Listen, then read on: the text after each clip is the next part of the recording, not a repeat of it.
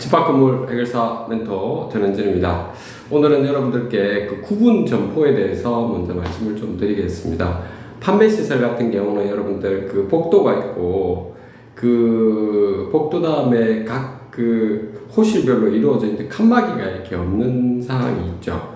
이제 그런 경우를 우리가 구분 점포라고 하는데, 그 구분 점포 같은 경우도 여러분들이 바닥에 쓰는 경계선이 있죠. 3cm 이렇게 딱 되어 있어야 됩니다. 되어 있어야 되고, 거기 호실이 있죠. 그 호실 표시는 바닥에 반드시 표시가 되어져야 되는 겁니다. 그래서 구분 그 점포 같은 경우도 구분 소유권을 가지고 구분 소유주로서의 행사를 할 수가 있는 거죠. 자, 그거는 이제 집합건물을 여러분들이 보시면 자, 나와 있습니다. 그래서 그렇게 여러분들 보시는데, 특히 이제 지금 우리나라에 지금 판매 시설 같은 경우에 시행사가 들어와서 시행사에서 그 입점업체를 들어오게 하는데, 입점업체가 또 그렇게 썩 좋지 않은 입점업체가 들어오는 경우도 많죠. 그래서 일단 그 분양자가 시행사가 말이죠. 이게 분양을 하다 보면 이제 그 수분양자들이 이게 들어와서 이렇게 그걸 분양을 받아가지고, 처음에는 뭐 분양가에 뭐 10% 준다느니 뭐 12% 뭐 8% 7% 뭐 이런 식으로 해서 주다가 나중에 돼가지고 못 주는 상황이 벌어지죠.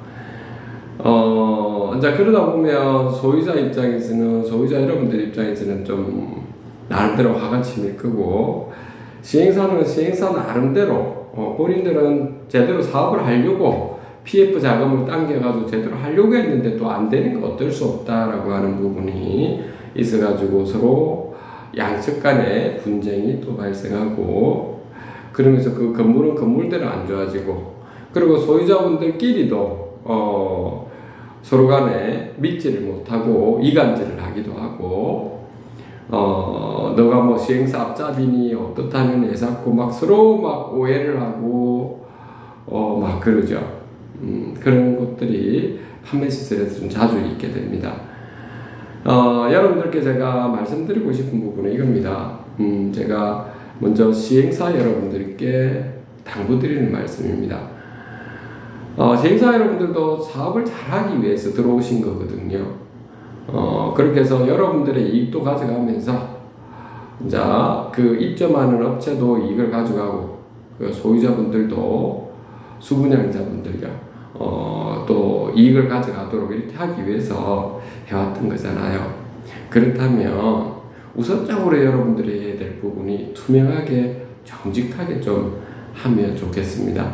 하다 보면, 사업을 하다 보면 잘 안 될 때 있으면, 우리가 이런 사업을 일하다 보니까 이 정도 되는데 좀 수익금이 늦어질 수도 있는 부분이 있고, 아니면 업체가 도저히 못하는 상황이 다른 업체로 저희가 교체를 해야 될 사람도 있을 수도 있고요.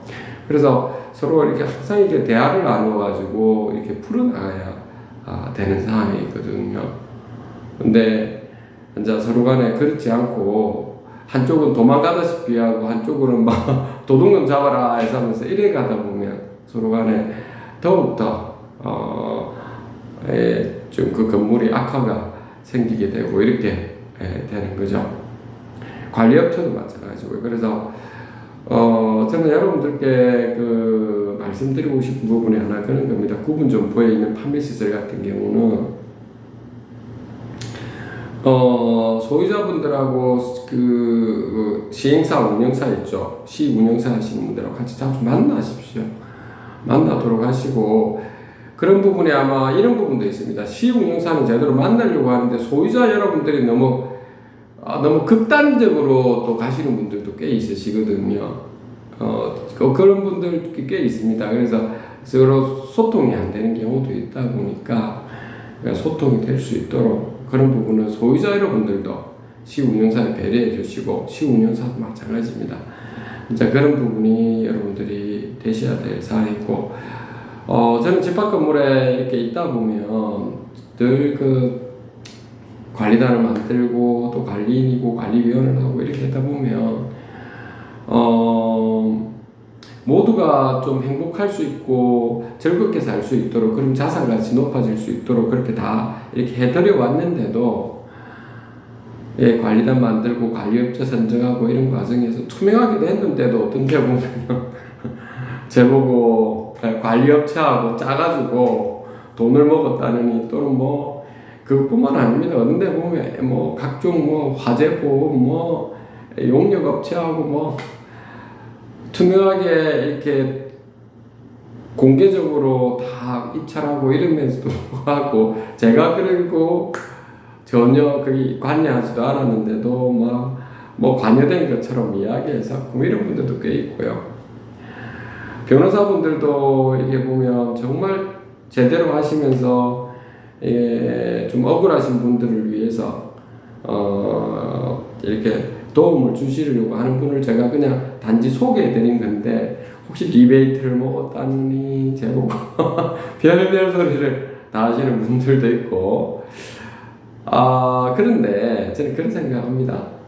뭐 그럴 수 있다라고 생각해요.